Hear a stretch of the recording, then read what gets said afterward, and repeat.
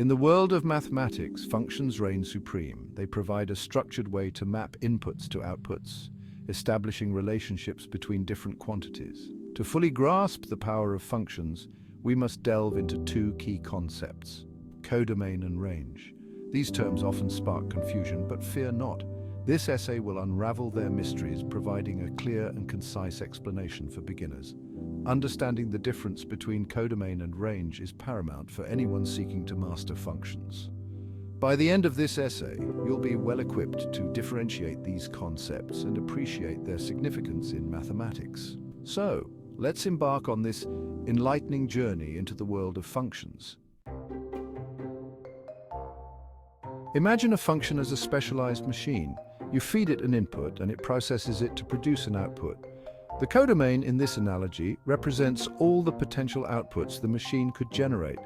It's like a target area where the function's outputs are allowed to land. Consider a simple function, squaring a number. You input 2 and the machine spits out 4. You input 3 and it outputs 9.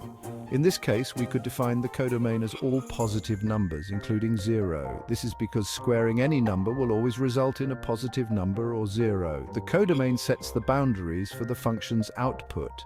It tells us the general type of values we can expect. However, not all values within the codomain might actually be reached by the function. This is where the concept of range comes into play. The range of a function is a subset of the codomain. It comprises the actual output values that the function produces when given specific inputs. In other words, it's the portion of the codomain that the function hits.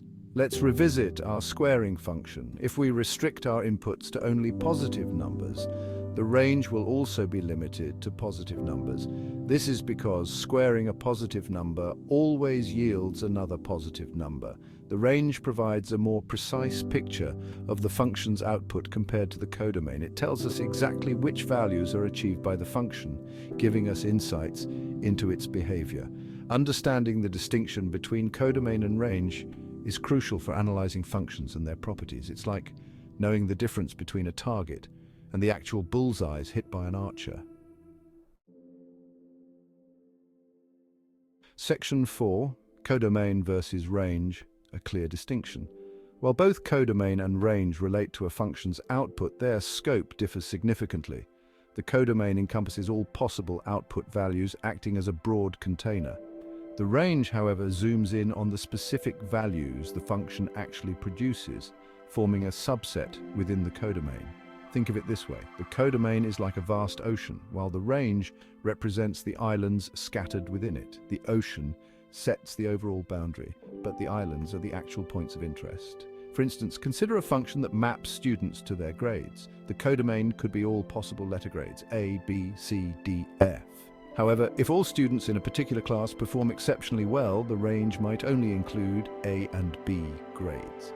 Distinguishing between codomain and range is crucial for understanding the nature of functions and their applications in various mathematical fields. It's like knowing the difference between a map and the actual terrain it represents. Section 5. The significance of codomain and range. The concepts of codomain and range are not mere mathematical jargon. They hold significant value in various applications. Firstly, they help us analyze the behavior of functions. By examining the range, we can determine whether a function is onto or surjective, meaning it hits every element in the codomain.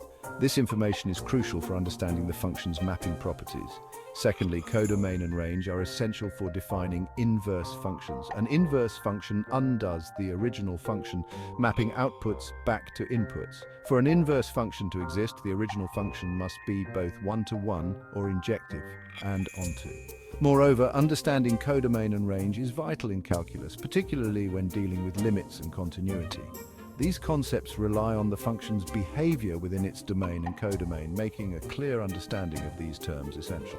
In essence, codomain and range provide valuable insights into the nature and behavior of functions, making them indispensable tools for mathematicians and anyone working with mathematical models.